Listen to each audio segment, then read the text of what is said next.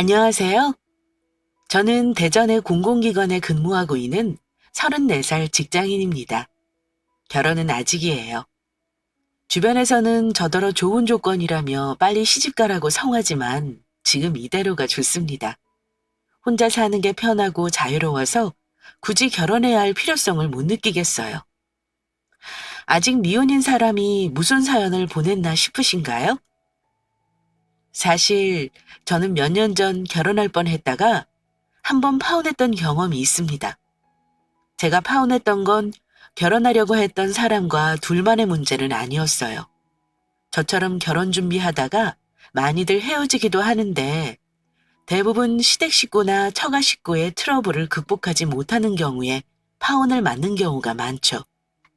저도 크게 다르지는 않습니다.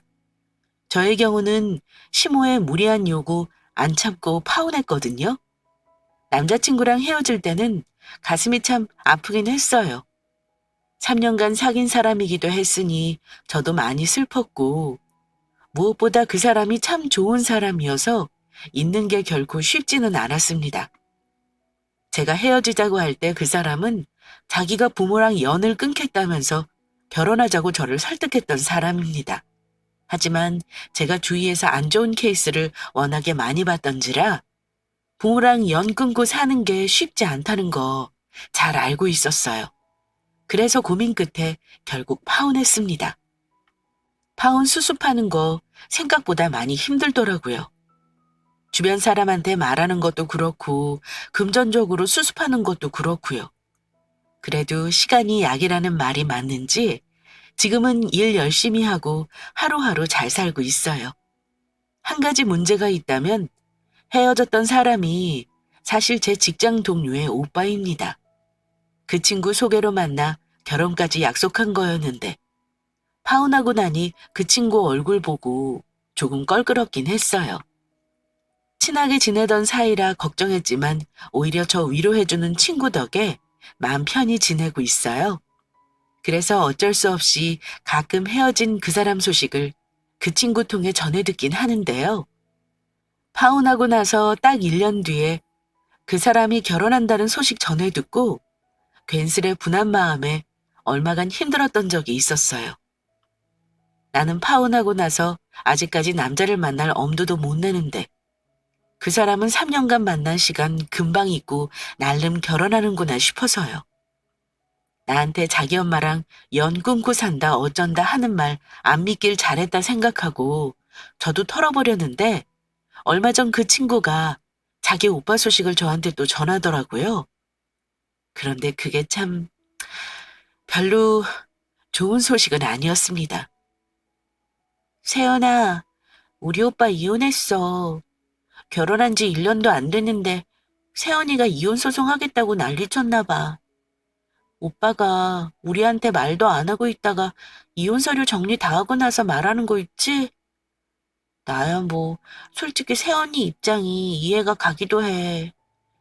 너도 알겠지만 우리 엄마가 워낙 유난스럽잖아. 얘기 들어보니까 세연이네 친정에서 아주 화가 많이 났더라. 언니한테 엄마가 시집살이 엄청 시킨 거지 뭐.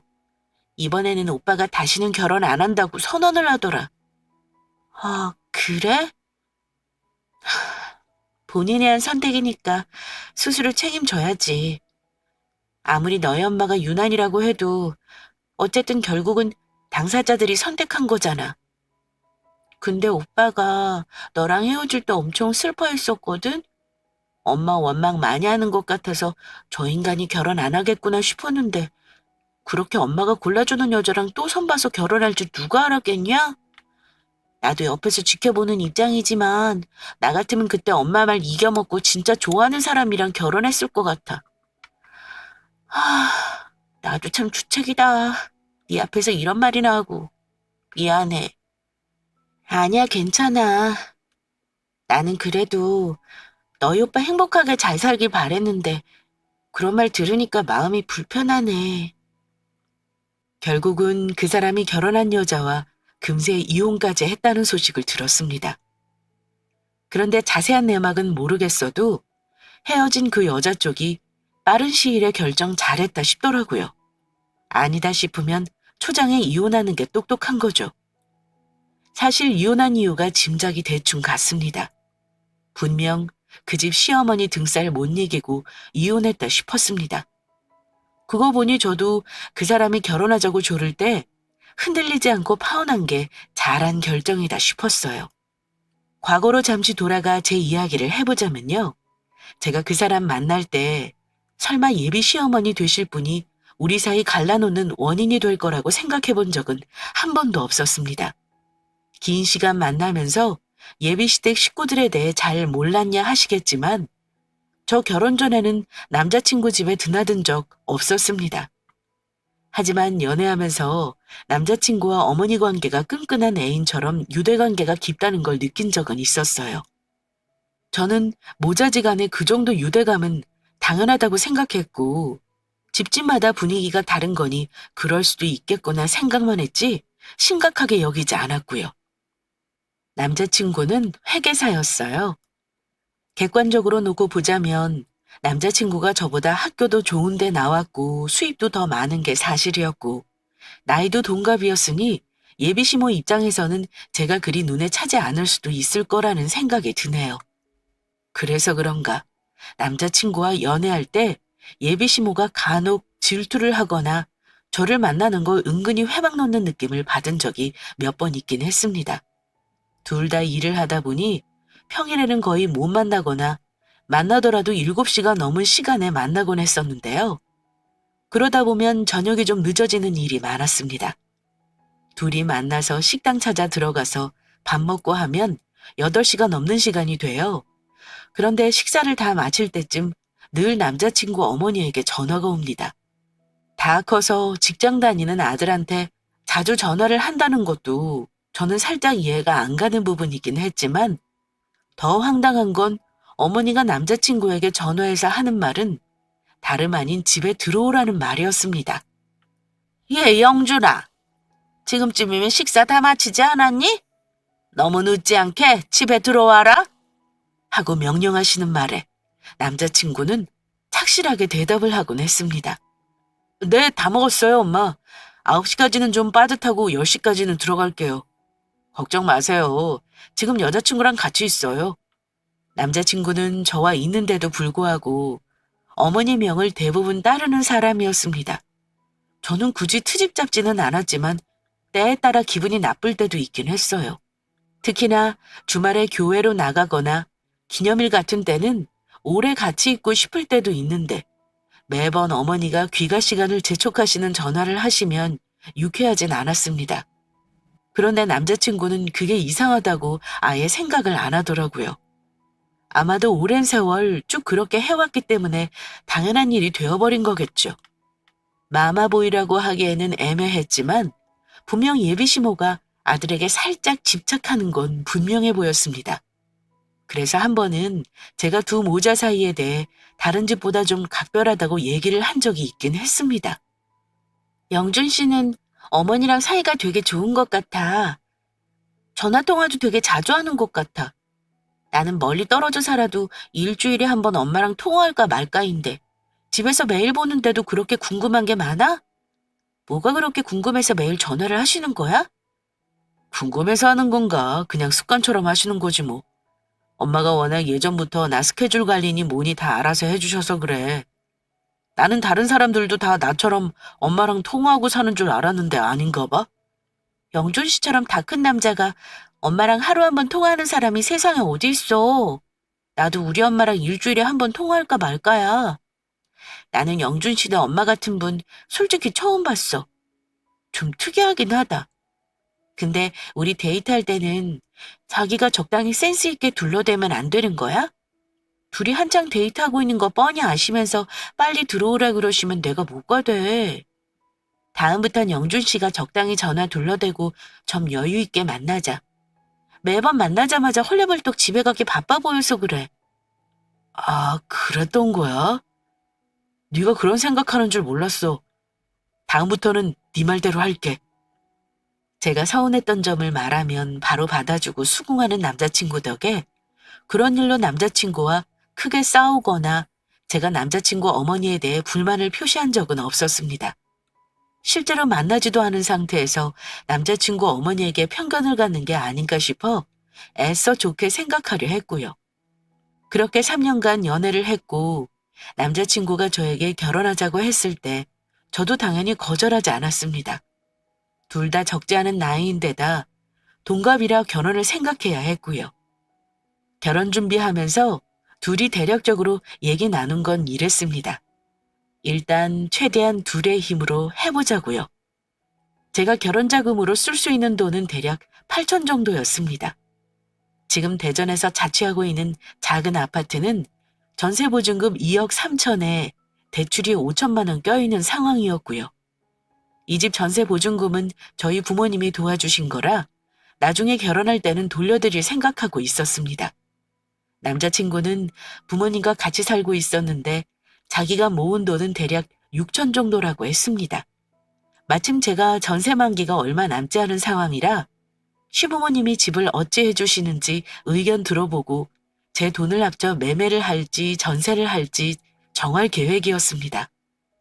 저도 다니는 직장 중간관리자라 연봉은 대략 7천만 원 정도였고 남자친구는 저보다 연봉이 더 많은 걸로 알고 있었습니다.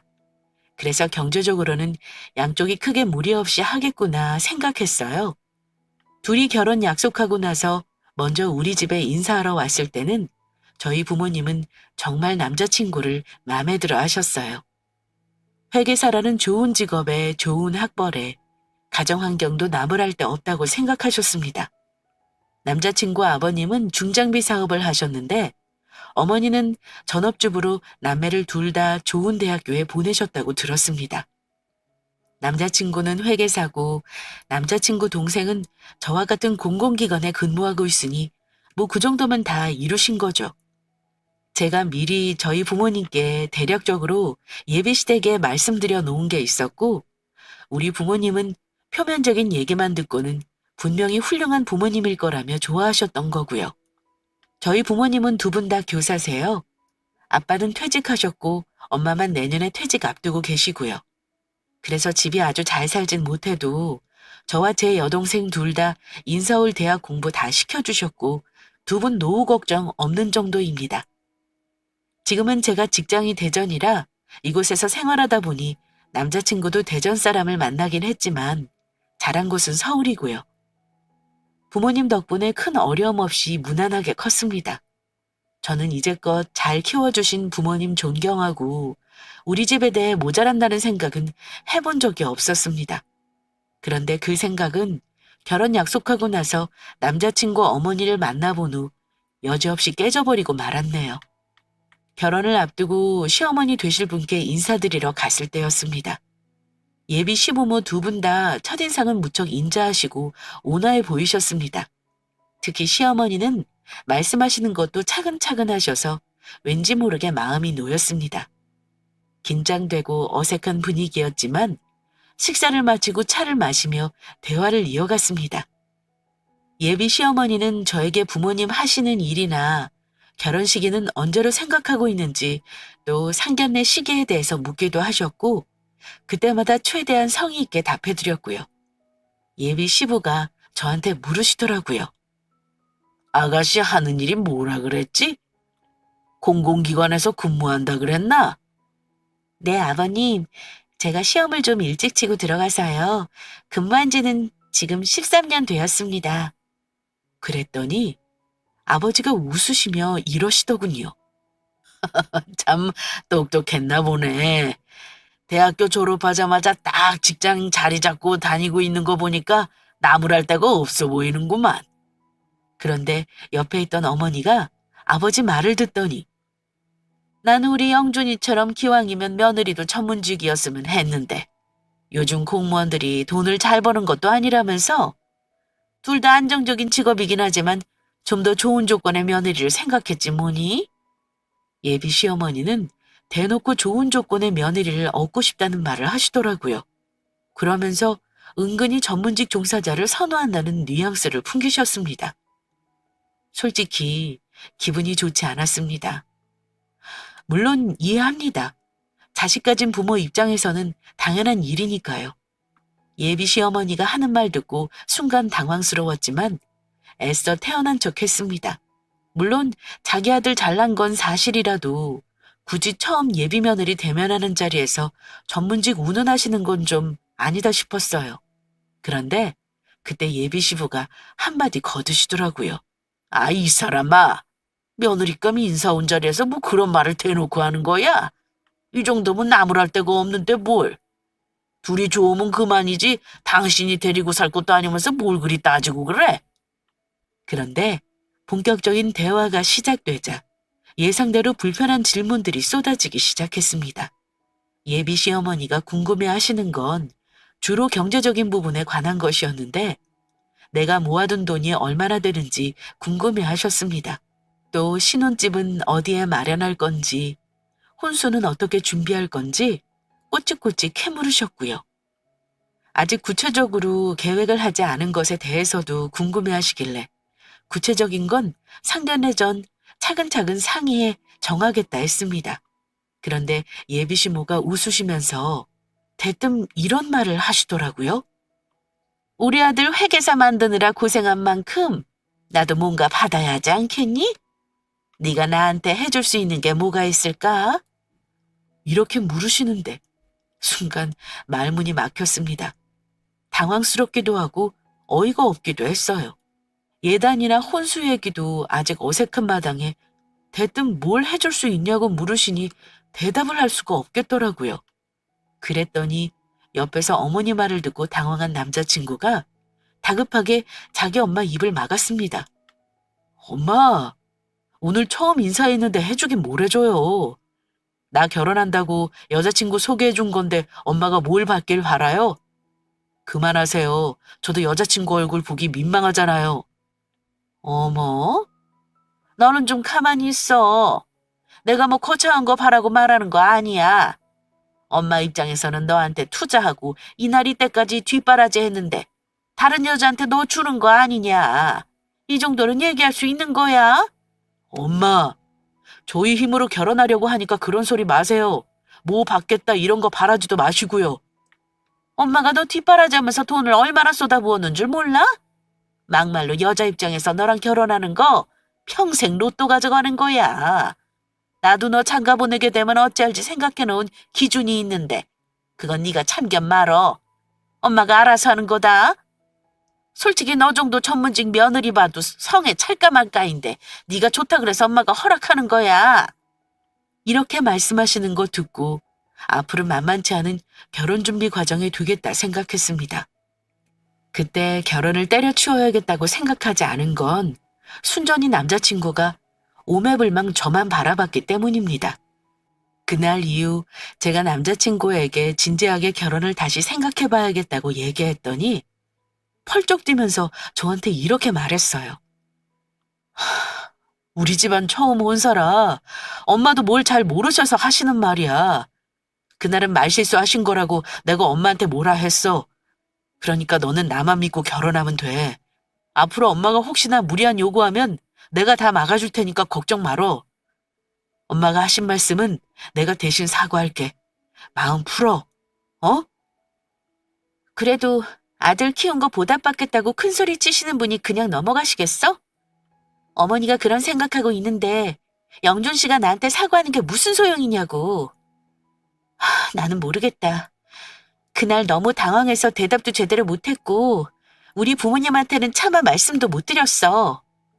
예비 시모 만나고 와서 궁금해하는 친정 부모님께는 그냥 인사 잘 드리고 왔다 말씀만 드렸고 자세한 건 얘기하지도 못했습니다. 남자친구와 말다툼하긴 했지만 자기 엄마 저러는 거 다 막아주겠다고 하도 큰소리 치길래 그래 한번 믿어보자 생각하고 미련하게 상견례까지 갔던 것 같습니다. 그때로 돌아간다면 거기서 결혼 관두지 않은 저의 등짝을 후려치고 싶습니다. 거기서부터 제 팔자 제가 꼬운 거죠. 나중에 남자친구에게 어쩌다 들은 거지만 저 인사드리고 나서 시어머니는 제가 마음에 그다지 들지 않으셨는지 남자친구에게 이 결혼 꼭 해야겠냐며 다시 생각해보라고까지 했다고 들었습니다.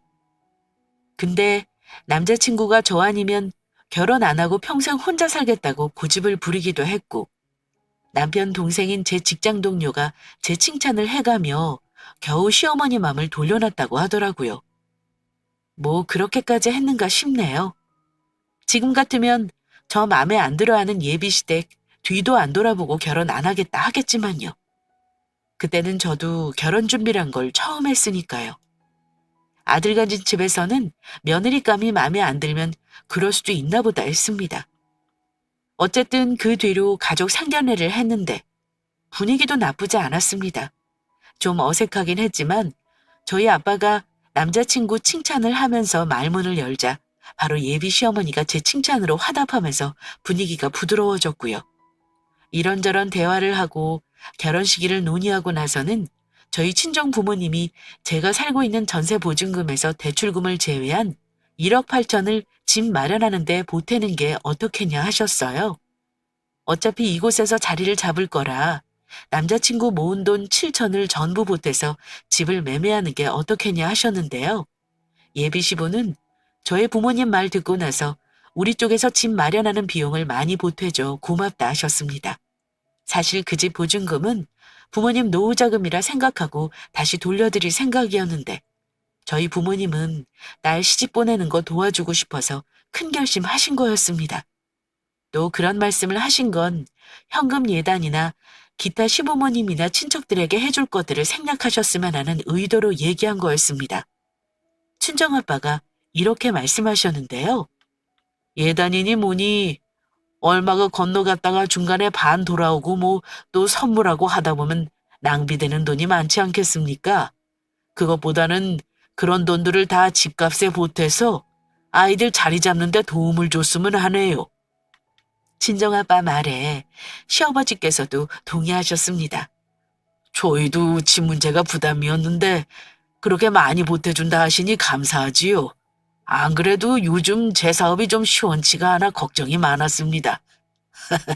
걱정을 덜어줘서 감사하네요.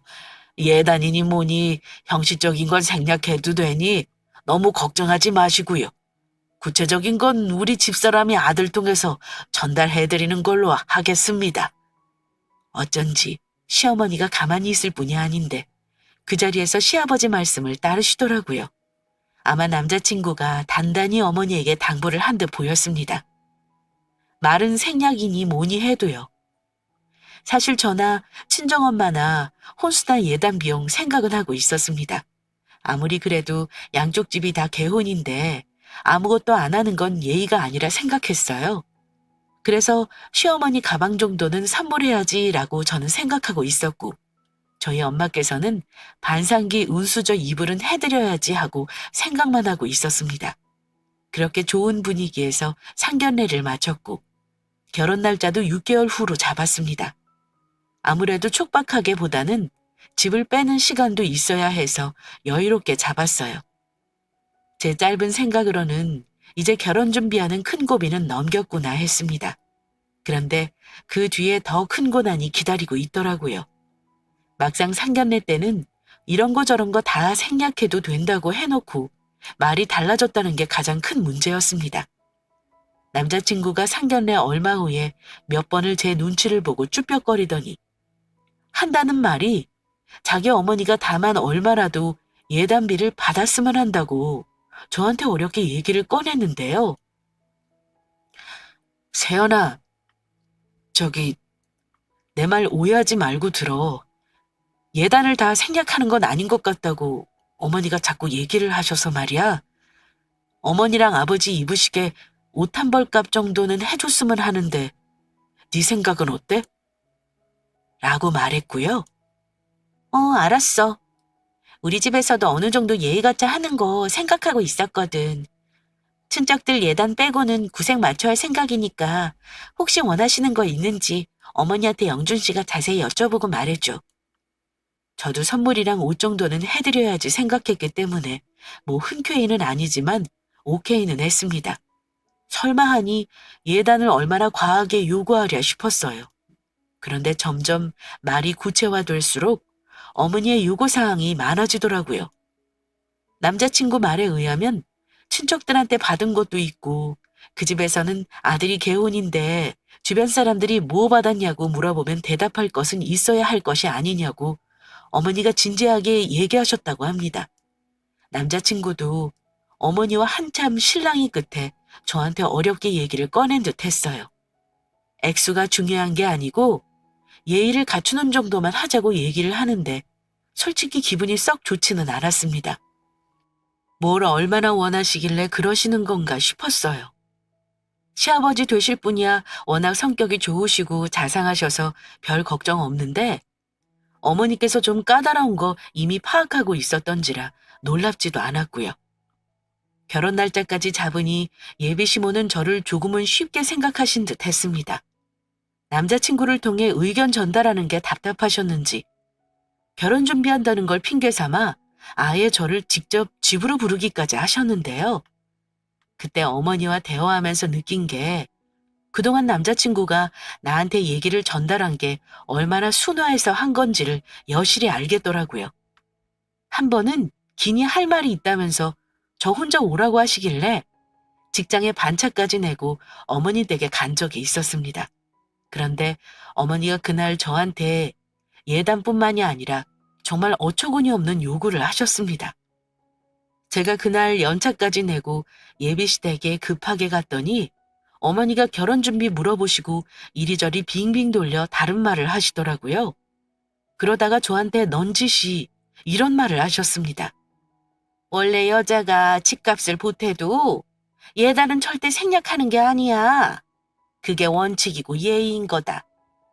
내가 상견례 때 말을 할까 말까 고민했는데 아무래도 우리 집 두 남자가 쌍으로 반대할 것 같아서 그때는 얘기를 못했어. 그래서 내가 대충 우리 쪽에 필요한 예단 목록을 추려봤다. 이거 보고 엄마한테 말씀드려라 하시면서 종이를 건네시는데 그 종이에는 시아버님 될 분의 7남매 부부, 시어머님 될 분의 5남매 부부, 그리고 예비신랑의 조모님, 예비신랑의 여동생, 시아버님, 시어머님 이 모든 분들의 옷값과 이불값 등 예단 목록과 금액이 적혀 있었는데요. 그 금액이 무려 억 단위였습니다. 어머니가 건넨 목록 보면서 머릿속이 복잡해 아무 말도 못하고 있는데 이어서 하시는 말씀은 더 가관이었습니다. 그리고 집 문제 말이다. 기왕에 네가 보태기로 마음먹은 거 아니니? 우리 영준이가 그러는데 네가 현금도 좀 여유가 된다고 들었어. 그럼 집을 아예 네 쪽에서 해버리는 건 어떨까 싶어? 영준이가 모은 돈에서 반 정도는 나중에 우리 영이 시집 갈 거 생각해 가지고 있었으면 해서 말이다. 네 시아버지가 요즘 사업이 좀 힘들어서 어찌 될지 모르는 일이라 우리가 혼사에 돈을 많이 쓰기가 좀 힘든 상황이라 그런다. 심지어 신혼집 비용까지 저에게 부담하라는 말을 하시는 겁니다.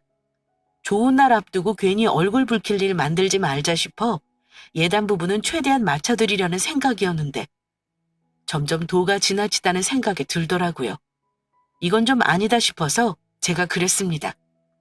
어머니, 상견례 때 이미 예단 부분은 부모님들끼리 말씀 나누신 거잖아요. 근데 지금 와서 이렇게 요구하시는 건 좀 과하다 싶어요. 저희 집이 갑부도 아니고요. 부모님이 노후자금 포기하면서 저 결혼자금 대주시는 건데 이건 좀 어려울 것 같네요. 그랬더니 어머니가 하시는 말씀이 이랬습니다. 이게 지금 과한 요구라고 하는 거냐? 예, 내가 이럴까 봐 너 탐탁지 않다 그런 거야. 돈 때문에 이런 문제 생길 줄 알았다. 우리 아들 내가 회계사 만드느라 들인 돈이 얼마인 줄 알아? 학교 다닐 때부터 수억이 들었어. 우리 아들 같으면 너보다 좋은 조건 며느리감이 줄을 서서 온다고 할 텐데 영준이 놈이 고집 부려서 이 결혼 허락한 거 너 몰라? 나도 우리 아들 공짜로 키운 거 아니야? 아들 힘들게 키웠는데 너한테 홀랑 다 주는 거 보답은 받아야 하는 거 아니냐?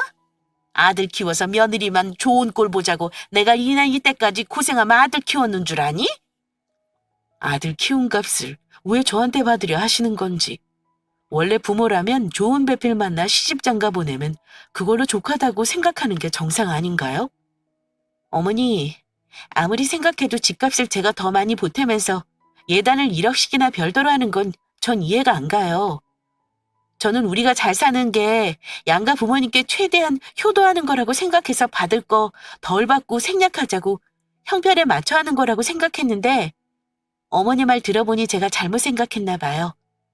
저 이 결혼 다시 생각해 볼게요. 아무리 그래도 우리 집에서는 첫아들의 개혼인데 예단을 생략하는 게 말이 되니? 도저히 서운해서 내가 그렇게는 못하겠다. 어머니, 그럼 길 가는 사람 붙잡고 한번 물어보세요. 어느 누가 여자 쪽에서 집을 거의 다 해오면서 예단을 하나요? 어머니야말로 개혼인데 다 퍼주기만 하는 결혼시키는 저희 부모님 입장도 좀 헤아려 주셔요. 저희 부모님이 서운하신 건 생각 못 하시나요? 너야말로 길 가는 사람 아무나 붙잡고 한번 물어봐라. 예물이나 혼수를 간소하게 하면 몰라도 어느 집에서 예단을 생략하고 딸 자식 시집 보내든? 어차피 집이야. 네가 더 많이 보태겠다고 한 거 거기서 조금만 더 보태서 해오라는 거 아니냐. 어차피 결혼할 때 쓰려고 모아놨던 돈인데 뭐 어떠니? 앞으로 우리 아들이 벌어오는 돈 전부 다 네가 차지할 텐데 나는 그 정도는 해야 우리 아들 장가보내도 서운하지 않을 것 같다. 더 이상은 양보 못하니까 이거 싫으면 결혼 다시 생각해보든가. 이러시는 바람에 도저히 서로의 입장차를 좁히지 못했습니다. 맘 같아서는 집을 시댁에서 하라 하고 예단이며 혼수 그거 맞춰 해가겠다고 하고 싶었지만 그건 또 아니다 싶었습니다. 이렇게 진흙탕 싸움할 바에는 결혼 안 하는 게 맞겠다 싶었어요. 결혼 다시 생각해보라는 식으로 세게 나오시길래 저도 그랬습니다. 네. 저도 이런 요구 다 들어드리면서까지 결혼할 생각은 없네요. 오늘 얘기했던 거 저희 부모님께 다 말씀드릴 거고요. 결혼은 없던 걸로 하겠습니다. 어머니 마음에 드는 부잣집 딸내미랑 아들 결혼시키세요. 저는 어머니가 건넨 예단 목록 적힌 종이를 그 자리에서 갈기갈기 찢어 바닥에 던져버렸고요. 너 이렇게 버르장머리 없는 거 어떻게 감추고 살았니? 이제 네 본색이 나오는구나. 더 하실 말 없으면 저는 가볼게요. 나머지는 영준 씨랑 얘기해서 정리할 테니 그렇게 하시면 될 것 같아요. 저한테는 앞으로 연락하지 않으셨으면 하네요. 그래? 너야말로 우리 영준이랑 결혼하겠다고 다시는 헛소리하지 마라. 누가 할 소리냐는 말이 목구멍까지 차올랐지만 꾹 참고 저는 그 집에서 나왔습니다. 너무 화가 났지만 흥분 가라앉히고 엄마한테 살짝 말했는데 난리가 났었습니다. 엄마도 너무 화가 나셔서는 자존심이 상해서 그 집에는 아무것도 해주고 싶지 않다고 말씀하셨습니다. 집값을 그렇게 보태고도 뭘 더 해달라고 요구하는 것 자체가 어이가 없다고요. 제가 파혼하겠다고 그 자리에서 말하고 온 거 잘했다 하셨습니다. 남자친구에게 연락해서 어머니와 있었던 일을 말하며 파혼을 통보했는데 불이 나게 집으로 찾아오더군요. 마침 그때 저희 부모님도 대전에 내려와 집에 같이 있었는데 남자친구가 갑자기 무릎까지 꿇고 한다는 말이 이랬습니다. 세연아, 내가 우리 엄마랑 인연 끊을게. 그럼 되는 거지? 나도 우리 엄마가 그랬다는 거 너무 실망스럽고 너한테 너무 미안하게 생각해. 이제까지 있었던 거 다 없던 일로 하고 정말 우리 힘으로만 하자. 어? 내가 다 알아서 할게. 그게 말이 되는 소리야? 부모 자식 간 영 끊는다는 말 그렇게 쉽게 하는 거 아니야. 그렇게 결혼하면 나는 마음이 편할 것 같아? 말 같지도 않은 소리 하지 말고 돌아가. 나도 가볍게 생각하고 하는 말 아니야. 세상에 어느 자식이 부모를 손절한다는 말을 쉽게 하겠니? 그만큼 내가 너 아니면 안 된다는 말을 하는 거잖아. 네가 집값 안 보태도 돼. 내가 대출을 내서라도 다 할게. 애당초 우리 힘으로 결혼하기로 한 거 아니었어? 결혼을 우리 둘만 좋다고 할 수 있는 거 아니잖아. 그렇게 우겨서 결혼했다고 쳐. 결혼하고 나서 애 낳으면? 우리 부모님 돌아가시거나 집안에 우환 생기면 어쩔 거야? 그때도 지금처럼 손절하고 안 보고 살 수 있을 것 같아? 절대 그렇게 못해. 내가 아는 영준 씨는 절대 그럴 수 있는 사람이 아니야. 이 정도까지 되면 그냥 결혼은 없었던 일로 하는 게 맞아. 자기 엄마와 손절까지 하면서 저와 결혼하겠다며 고집을 부리는 거 보고 저희 친정아빠는 남자친구가 안쓰러웠나 봐요. 저한테 더 생각해보지 않겠냐. 김서방이 저렇게까지 나오는데 이 정도면 남편이 충분히 방패막이 돼줄 수 있다고 하시기까지 했습니다. 그런데 친정엄마가 아빠를 한심하게 보시더니 단호하게 딱 자르시더라고요.